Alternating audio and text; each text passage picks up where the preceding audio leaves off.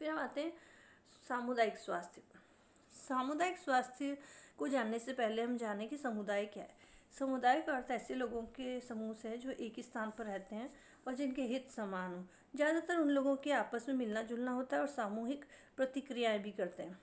अब सामुदायिक स्वास्थ्य में समुदाय के सदस्यों का स्वास्थ्य संबंधी समस्याएं और उनको मिलने वाली स्वास्थ्य सेवाओं का समावेश होता है। और ये सब अगर सब चीज़ें होती है, सारी कुशल मंगल रहता है, तो ये अनुकूल प्रभाव जिसमें सभी व्यक्तियों का जनजीवन सुरक्षित होता है। सामुदायिक स्वास्थ्य के कार्य में सहायता और स्वास्थ्य संबंधी समस्याओं का निराकरण किया जाता है। अब इसमें कई सारी चीज़ें होती है, जैसे कि यदि व्यक्ति के पारिवारिक और सामाजिक संबंधों में सामंजस्य रहता है, कानूनी समन्वय रहता है, समाज के रीति रिवाजों में समन्वय रहता है, तो ऐसी चीज़ों में उसके अंदर व्यक्ति में आर्थिक स्वावलंबन आता है, आर्थिक स्थिति में सुधार आता है, जिसके ऊपर विशेष बल दिया जाता है। व्यक्ति का स्वास्थ्य जो है वो इन सब चीज़ों से प्रभावित होता है, जैसे कि पारिवारिक वातावरण है या सामाजिक सुविधाओं और पर्यावरण है, इन सब चीज़ों से प्रभावित होता है।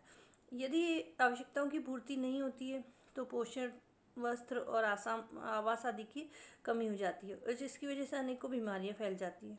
मातृ एवं शिशु मृत्यु दर बढ़ जाती है। और अब देखते हैं कि जहाँ जिस भी देश में ये सब स्थितियाँ खराब होती जाती है, समुदाय में रहन सहन अच्छा नहीं होता है या गरीबी होती है, तो अपराध बढ़ जाते हैं, नशा बढ़ जाता है, मद्यपान, बाल अपराध और महिलाओं पर अत्याचार सबसे अधिक रहने लगता है और असामाजिक व्यवहार की भी वृद्धि होती है। ये सब मानसिक रोग को बढ़ाते हैं।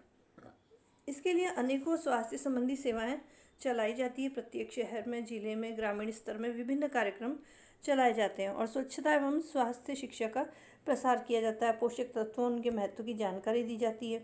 ये सब चीज़ें की जाती है। अनेकों संस्थाएं हैं जो इसके लिए कार्य कर रही है। अंतर्राष्ट्रीय संस्थाएं भी इस क्षेत्र में कार्य करती है और तकनीकी और वित्तीय सहयोग देती हैं। ये सब जानकारी सभी को होनी चाहिए।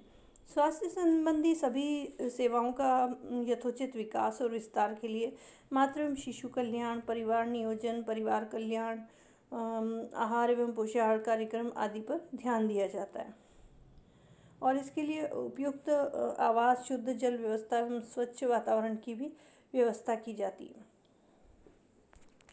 फिर हम देखते हैं संस्थागत स्वास्थ्य।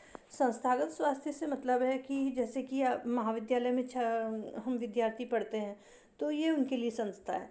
फिर उसके बाद में जब वो कार्यस्थल पे चले जाएंगे, कार्य करने लगेंगे, तो वो भी उनके लिए संस्था है। इससे पहले जब स्कूल में थे तभी भी वो संस्था वो कहलाती थी और शुरुआत उसकी स्कूल से ही हो जाती है। स्वास्थ्य को हम सबसे ज़्यादा इम्पोर्टेंट मानते हैं, सबसे उच्चतम स्थान मिला हुआ है, जिससे कि व्यक्ति का और राष्ट्रीय विकास का आधार तैयार होता है।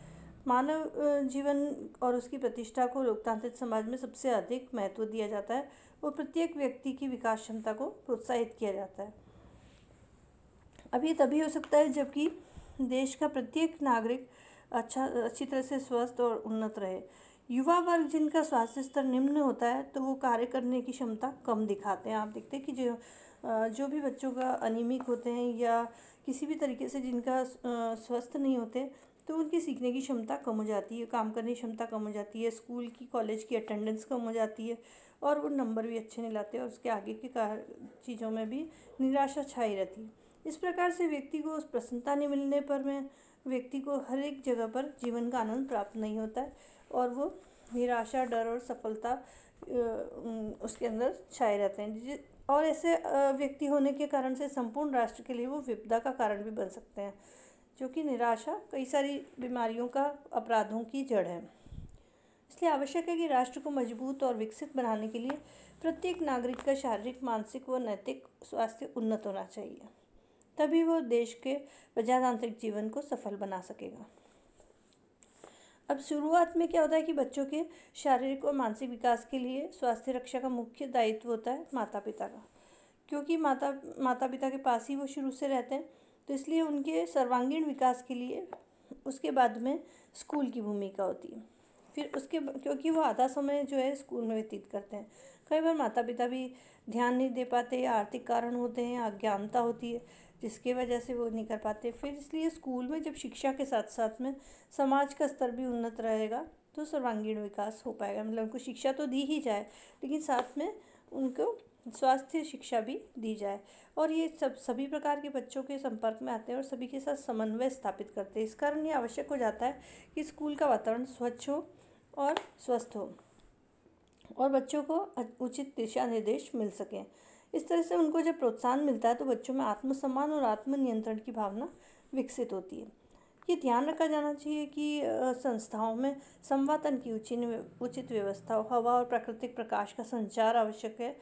फिर कक्षाओं में फर्नीचर है, बैठने की व्यवस्था, ये सब पर्याप्त होने चाहिए। संपर्क और श्वसन संबंधी संक्रामक रोग, अगर बहुत ज़्यादा पास पास बच्चे बैठते हैं तो वो शीघ्रता से फैलते हैं। और बच्चे जो कि कमज़ोर हों, जैसे कि अल्पपोषित हों या रक्त अल्पता से पीड़ित हों, तो वो बहुत जल्दी इनके शिकार हो जाते हैं।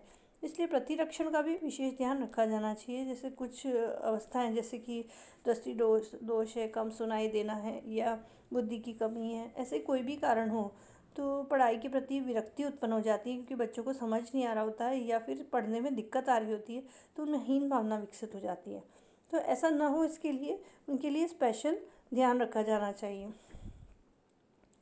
इसमें कई सारी चीज़ें हैं जिन जिन क्षेत्रों पर बल दिया जाता है, जैसे कि रिकॉर्ड रखना। यानी कि अगर हम रिकॉर्ड रखते हैं कि बच्चों को स्कूल से ही ये शुरू होता है, लेकिन कॉलेज में भी इस तरह का किया जाना चाहिए कि अगर बच्चे स्वास्थ्य संबंधी कोई बीमारी है, उनके अंदर कोई प्रॉब्लम है, तो वो पता हो अभिभावकों को और स्कूल के या कॉलेज के टीचर्स को भी। तो उसके लिए समय समय पर स्वास्थ्य जांच होती रहती है और ये रिकॉर्ड संभाल के रखा जाए। और जो गांव का एरिया होता है, वहाँ पे जो पीएचसी के डॉक्टर होते हैं, वही उसमें स्कूल में विज़िट करते हैं और मेडिकल ऑफिसर का काम करते हैं। तो उनका बहुत इन्वॉल्वमेंट रहता है उसके अंदर, मतलब उनका दखल रहता है, जिससे कि वो उनकी स्वास्थ्य जांच नियमित रूप से करते रहते हैं। फिर अध्यापक की भूमिका क्या है? जो टीचर है, स्कूल में हो या कॉलेज में हो, लेकिन प्रत्येक अध्यापक जो है उनको स्वच्छता संबंधी जांच करनी चाहिए और उसके बारे में उनको बच्चों को निर्देश देने ही चाहिए कि वो अपनी साफ़ सफाई का ध्यान रख रहे हैं या नहीं, या वो कपड़े साफ पहन कर आते हैं या नहीं, या वो स्वच्छ कपड़े पहन रहे हैं या नहीं। और उनके व्यवहार में और शारीरिक स्वास्थ्य में थोड़ा सा भी परिवर्तन आने पर इसकी जांच होनी चाहिए। फिर अभिभावकों की भूमिका, अभिभावकों को भी अपने पोषण और स्वच्छता की जानकारी दिलाने के लिए कार्यक्रम निर्धारित करने चाहिए। कभी कभी अभिभावकों के सामने डॉक्टरी जांच कराकर बच्चे के विकास और सामान्य स्वास्थ्य के स्तर को बनाए रखने के लिए सलाह देनी चाहिए। ये मनोवैज्ञानिक सेवाएं भी होती है। जो बच्चे मानसिक रूप से स्वस्थ हैं या फिर उनको कोई भी समस्या है, जैसे कि अवसाद है, निराशा है, तो ऐसे समय में बच्चे की तुरंत मनोवैज्ञानिक सलाह और उपचार किया जाना चाहिए। इसके लिए ये सुविधा उपलब्ध होनी चाहिए। फिर प्राथमिक उपचार व आपात सेवा। इसका अर्थ है कि हर एक संस्था में एक फर्स्ट एड बॉक्स होना चाहिए, जिसमें कि आपातकालीन दवाइयाँ आवश्यक रूप से उपलब्ध हों। विश्राम और उपचार कक्ष की व्यवस्था भी होनी चाहिए। फिर प्रतिरक्षण की व्यवस्था, हालांकि टीकाकरण ज़्यादातर स्कूलों में हो जाता है, फिर भी जो भी बच्चों की टीकाकरण की जानकारी माता पिता से लेनी चाहिए। और कुछ ऐसे टीके हैं जो कि एडोलेसेंट एज में या उससे बड़े जो बच्चे होते हैं उनको भी दिए जाते हैं। तो नए टीके अगर आते हैं और सरकारी रूप से व्यवस्था हो सकती है, तो स्कूल में कॉलेज में इनकी व्यवस्था होनी चाहिए। फिर है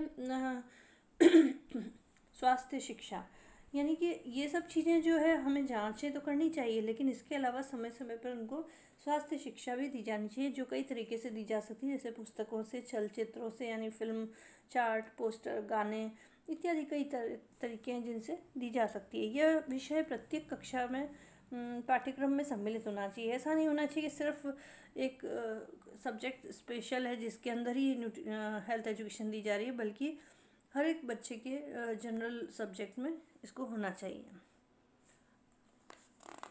इसके अलावा हम देखें तो इसमें पोषण कार्यक्रम भी होते हैं कई, जो कि चलाए जाने चाहिए। इसके लिए क्या होता है कि अध्यापक यानी कि टीचर और जो पेरेंट्स हैं उनको पोषण संबंधी जानकारी देनी चाहिए। खाना खाने का व्यवहार क्या है, समय और आदतों में सुधार लाना चाहिए। कई जगह पर दिन का भोजन संस्था की ओर से वितरित किया जाता है और सरकार की ओर से भी आर्थिक रूप से निम्न वर्ग के लोगों के लिए स्कूलों में सरकार की ओर से भोजन उपलब्ध कराया जाता है। इसके अलावा FAO, WHO इत्यादि, यूनिसेफ, ये सारे भी अपना सहयोग देते हैं और विभिन्न प्रकार का भोजन बच्चों में वितरित किया जाता है।